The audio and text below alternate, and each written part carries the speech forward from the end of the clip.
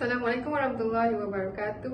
I am Ayu Farhana binti Muhammad Syamsuliza from Group 5. Here are my group members Muhammad Hanafi bin Nasri, Arfa Adlina binti Ramli, and Najatul Aimi binti Muhammad Faiz. We are going to present the topic Shariah Audit. Before going deeper into what Shariah Audit is, we should be aware that demand for stable Islamic financial institutions (IFI) grows, resulting in an increase in Islamic banks in Malaysia. While conventional banking institutions already acquired public trust, Islamic banks have grown in popularity and widespread use in recent years. According to the Global Islamic Financial Review, there has been a rise of more than RM 1.6 trillion in assets for the Islamic financial sector in the last 30 years. Therefore, it is expected that an Islamic bank should adhere to Islamic principles in all aspects, particularly in the eyes of its stakeholders. IFIs requires a solid governance model and appropriate measures to facilitate the application of strong corporate governance in the Islamic context. Thus, Bank Negara Malaysia has established a proper Shariah compliance in international financial institutions in relation to the context of Shariah audit in Malaysia. Shariah Governance Framework (SGF) was issued in 2010 and became effective as of 1 January 2011. From the figure here, we can see the Shariah Governance Framework model, which is a set of guidelines for IFIs to follow. It contains 4 sections which became mandatory for all IFIs to implement since it is mandated by law. The establishment of the 4 functions of Shariah are: firstly, Shariah Risk Management Control Function, which is reported to the Board Risk Management Committee and also management. The second section is Shariah Review, which is governed by the Shariah Committee as well as management. Next is the Shariah Research Function. It is also governed by the Shariah Committee. And finally, the Shariah Audit Function. Our main discussion today is to report to both the Shariah Committee and the Board Audit Committee. Continuing from that, we're going to look deeper into one of the section of SGF, which is Shariah Audit Function. What is Shariah Audit and what did it do? Shariah audits are periodic evaluations undertaken to give an independent review and objective assurance in respect to the business operations of IFIs, with the goal of maintaining an effective Shariah compliance international control system. In essence, Shariah auditors' competency requirements are identical to those of internal auditors, but with added Shariah-related knowledge and training. Since Shariah audit is the major function of IFIs in conducting Shariah governance activities, the quality of religious assurance offered to stakeholders is expected to improve. The key of audit in the Islamic view focuses not only the auditor's accountability to the stakeholders, but ultimately to Allah Subhanahu Wa Taala also. This is due to Muslims' belief that Allah is always watching one's action and thoughts, which is known as the concept of muqarabah. Given the Islamic financial market rapid growth, it is vital that the industry has an effective check and balance procedure in the form of Shariah auditing fitted to the goals of Islamic law, or known as Maqasid al-Shariah. After all, Shariah recognizes the benefit to the people in matters relating to their concern in this world and the hereafter, rather than focusing solely on profit. Also, the Shariah audit is the third line of defense in giving objective assurance, ensuring that the entire policies and procedures of the IFI's activities are in place and consistently applied.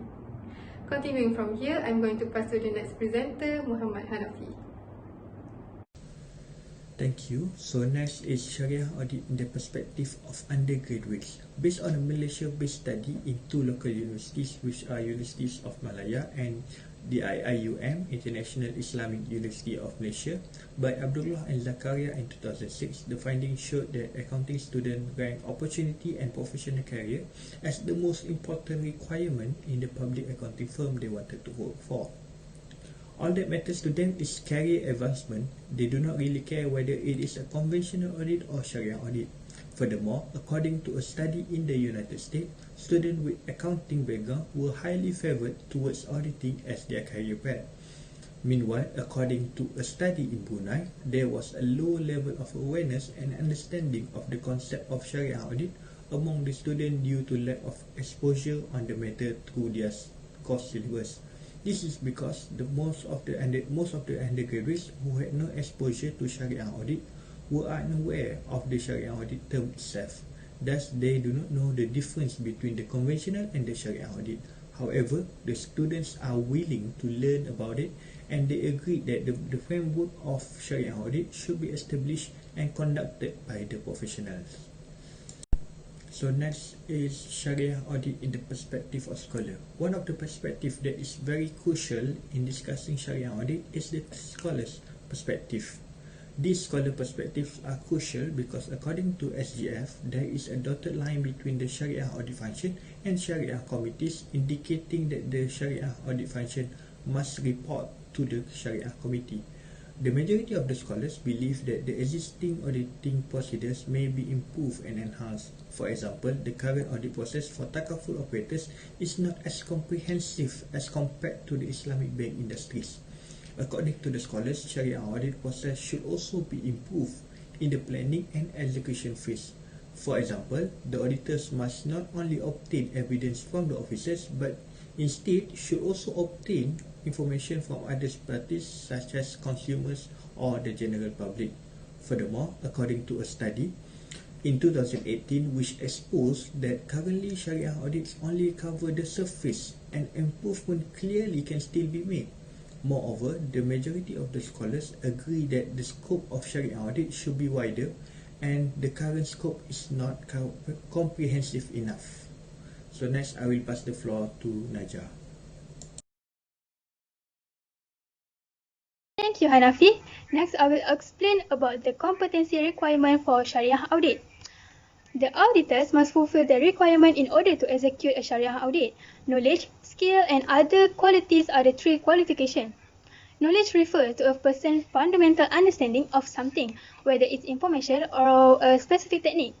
The information gathered by Sharia auditors in Malaysia may be classified into two categories, specific or general. University education gives a broad range of knowledge. Local university aid in the development of graduates specializing in a variety of areas related to human resource demands in Islamic banking, including banking, accounting, finance, and Sharia. The Islamic Science University of Malaysia, for example, includes Sharia audit as part of its accounting degree program. Fiqh, Muamalat, and Sharia audit are also available to accounting students at USIM. Next, skill. Skill refers to people's capacity to use the information and knowledge to accomplish the task and solve the problems. Technical skills and behavioral skills were also split into two groups by skill. There are 5 essential technical skills highlighted: comprehension of business, risk inspection and control valuation methods, recognizing the types of control, governance, risk and control instruments, and 8-way other than business process analysis. Besides, the CBOK 2010 also lists 5 key behavioral skills, which is secrecy, objectivity, communication, judgment, governance, and ethical awareness. Next, other attributes. It refers to a person's habit characteristic which may or may not constitute a trait and certainly vary from person to person. Using psychological tests, the recruiting phase for junior Sharia auditors might be able to trace the particular characteristic from potential applicants, which is a regular way for many organizations seeking only the finest people to fill the professional opening.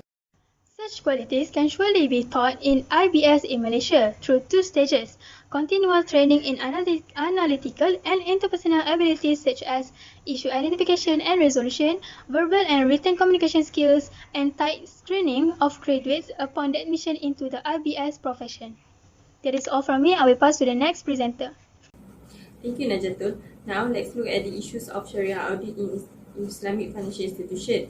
The first one is Sharia auditor independence. Sharia auditors' integrity must be viewed as independent as they can by the stakeholders of Islamic finance, because if the Sharia auditor is not totally independent, the overall value of the Sharia audit will not be obtained. As a result, there might be self-review traits that may occur. SSB are the ones that are formulating and also producing the fatwas, but at the same time, they lend some help to Sharia auditors in managing Sharia audit or Sharia reviews. So their independence have been questioned. It can be seen that there is not enough segregation of duties among SSB, which is very crucial to maintain a good internal control. This is where SSB function must be declared clearly and prevent from meddling with Sharia audit, and Islamic financial institutions can outsource Sharia audit to external expertise like external auditor and accountant that have a very deep knowledge in both accounting and also Sharia. Next, there is lack of competency of Sharia auditor. Up until now, issues regarding lack of having deep knowledge in relating to both accounting and Sharia has been the reason for the critical needs for Sharia auditor. Normally, accountants that have a deep knowledge on accounting does not have a deep knowledge on Sharia, while Sharia expertise do not have knowledge on accounting. Unfortunately, this issue has been raised since the early days of formation of modern Islamic finance in the 1970s. In order to conduct an audit session, the Sharia auditor needs to have a broad knowledge about both Sharia and also accounting so that they can perform their tasks effectively and accurately. The functions of Sharia auditors and IFIs are to fulfill Ummah needs that have a different concerns from other people in the society that might have a different worldview. The management team of the IFIs are responsible to properly manage and utilize the funds.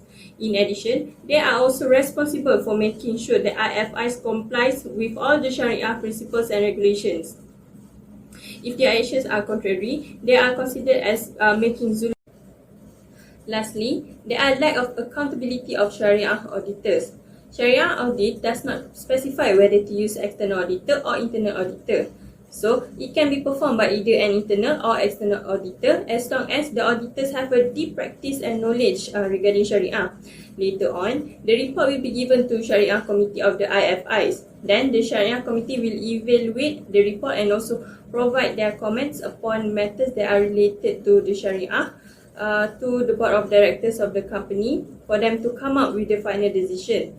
This has proven that Sharia auditors lack of accountability because board of directors are the one that will make the final decision upon any services or products offered at the company, and the auditor does not have any rights to do any final decision on the products or services offered.